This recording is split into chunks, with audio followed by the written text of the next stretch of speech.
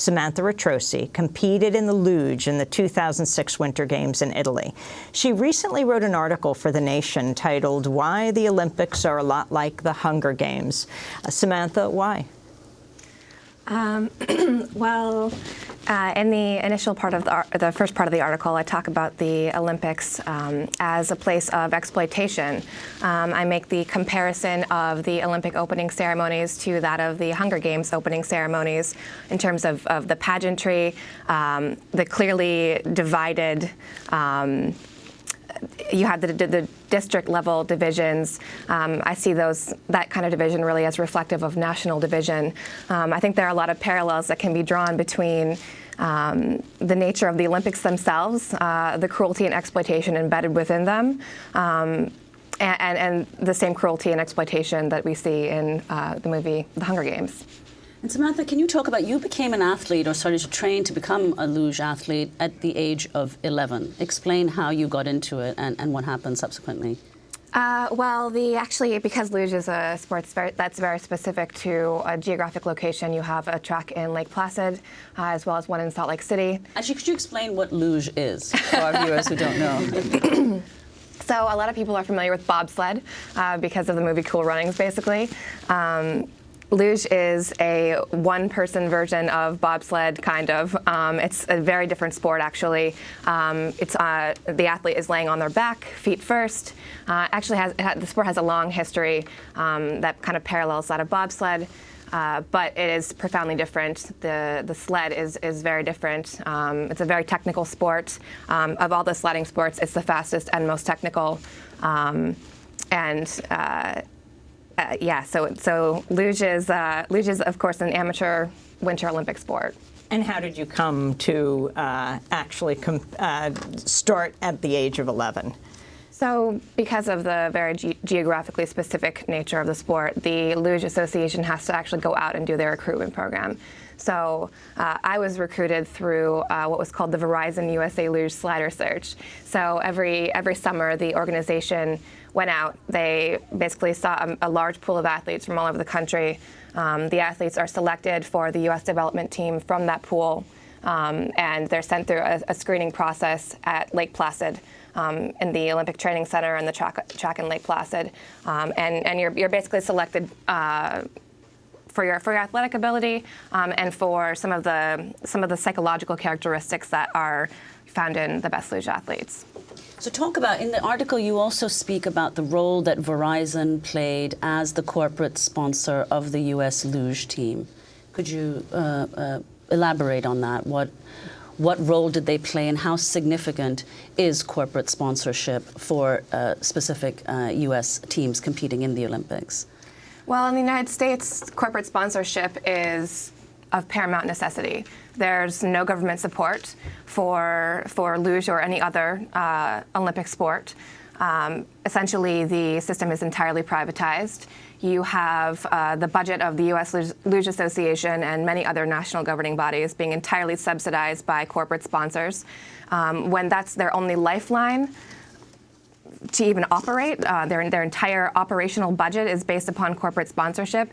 You have a very interesting situation where that relationship of dependency, really there's a lot of vulnerability that the organization has to face, and which shapes its activity and the way it treats athletes, and athletes themselves are entirely dependent upon the corporate sponsorship as well. So essentially, you become a spokesperson for a corporation as an athlete in the current context. In what way? Explain what were the rules when you went to compete in Italy in the Winter Olympics around what you could say and what you couldn't. Well, as a U.S. national team athlete, I signed a contract every year with the U.S. Luge Association, and that contract stipulated what I could and couldn't say, how I should use my media time. Essentially, I was being trained to be a spokesperson for Verizon. What would you say about Verizon? They give great phone service? No, I would say thanks Verizon for making all my Olympic dreams come true. The realization of my American Olympic dream is enabled by So that's kind of the line kind of defines how an athlete talks about their relationship to Verizon. Of course, it's not always that specific line. But during the Olympics, of course, you take on another range of sponsors, the sponsors of the U.S. team in general, USOC sponsors. And Olympic Committee sponsors. Yeah, the U.S. Olympic Committee sponsors. And so then you become a spokesperson for those sponsors as well. So, the sponsorship relationship and like the sponsors themselves are contingent upon the actual event, World Cup settings. Verizon was the main sponsor. The Olympics, you had the full range of U.S. team corporate sponsorship. And yet, despite the fact that corporate sponsorship plays such a big role, you also point out that individual athletes, in fact, often have to take on other jobs just in order to support themselves because they see very little of that sponsorship money. And, that's one of the repercussions of a privatized sporting hierarchy. The athletes a lot of them are fully subsidized by their corporate sponsor when it comes to the basic level of subsistence. So Verizon paid for my travel expenses. They paid for my anything that I needed to live. Outside of that, I had no other lifeline to any other support. There's no government support. My contract mandated that the sponsorship I could pursue individually was limited based upon that allegiance to Verizon exclusively. So really, if I wanted to have any economic flexibility, I had to go out and get a job. Right now, Verizon is no longer sponsoring USA Luge, for example. A lot of those athletes have had to take on additional work hours, and that's in addition to the full-time job of being a competitive national team athlete. And some of them have actually joined the... What does that involve, being a competitive national team athlete? If you could just give a sense of what kind of training you were part of. Sure. Well, I started as a child. Age 11, I was selected. At that point, I was, in a lot of ways separated from my family, my social community outside of sport. It's a full-time job. You train all summer. You basically have a month off. Now the training changes. I mean, in the summer you're doing off-season training that develops your core explosivity, a lot of the physical aspects of a successful luge athlete. And in the winter you're doing that in addition to the act of sliding, training for the technical aspect of the sport and competing. So it's an entirely You were going to school when you were 11. Yes, of course. We did have a tutor traveling with the team, but really what happens is you have kids who are kind of self-educating themselves, faxing their homework back and forth between schools. Some schools don't allow the kids to stay there because they don't have attendance policies that will accommodate an athletic schedule.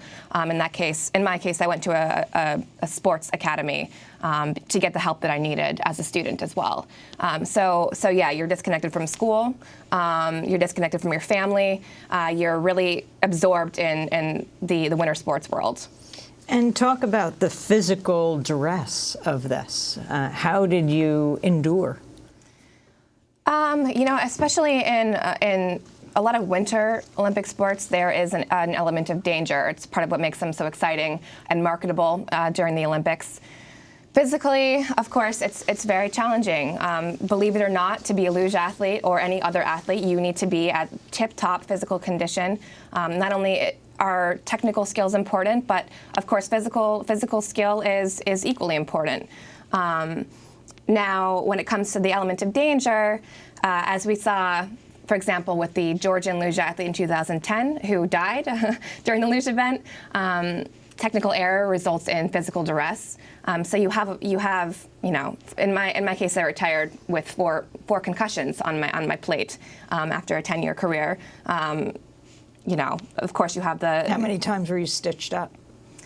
I had the equivalent of well over 100 stitches, but that took place over 4 major crashes that resulted in a significant level of injury. What was your worst crash?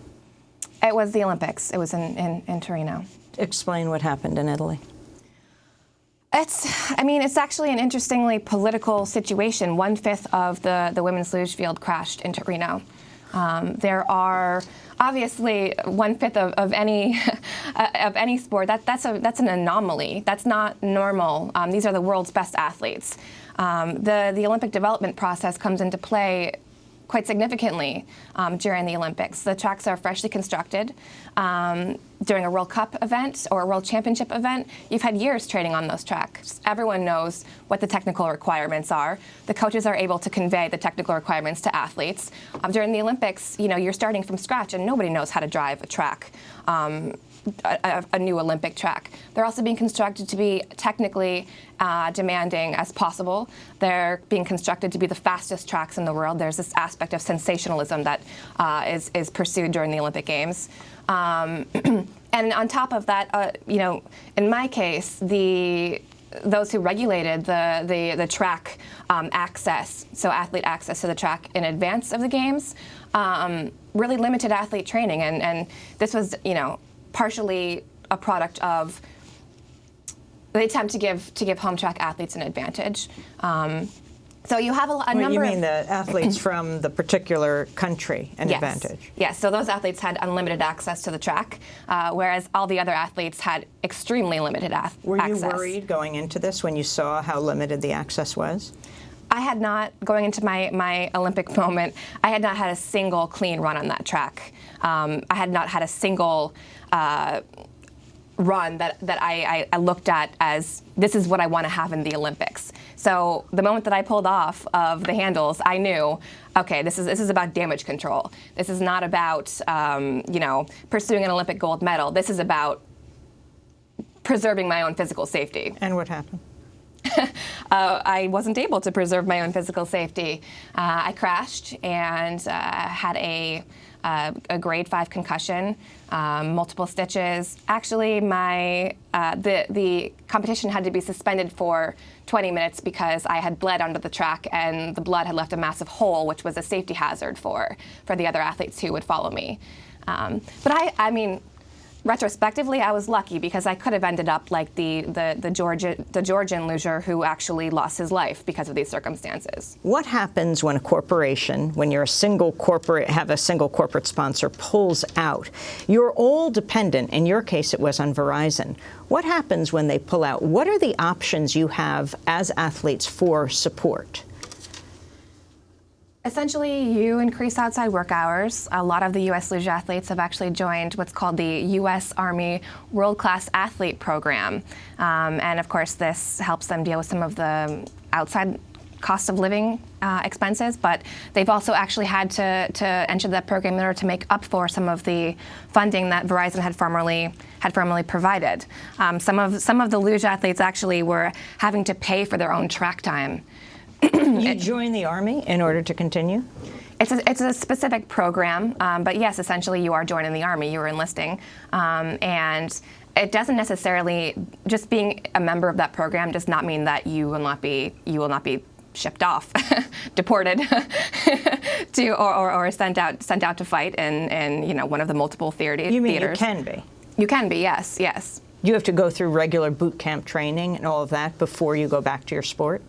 Yes, usually the one break, in terms of athletes integrating into this program, the one break you have during the spring from training, it's about a month to recover, is then spent, integrating into that program and going through the process of attendance in boot camp. So this is what it means to be, an amateur, so that you can compete in the Olympics. You can't be a professional athlete. Yeah, apparently it's not enough to represent your country as an Olympic athlete. Apparently you also have to join the U.S. Army World Class Athlete Program if your sponsor decides to pull out.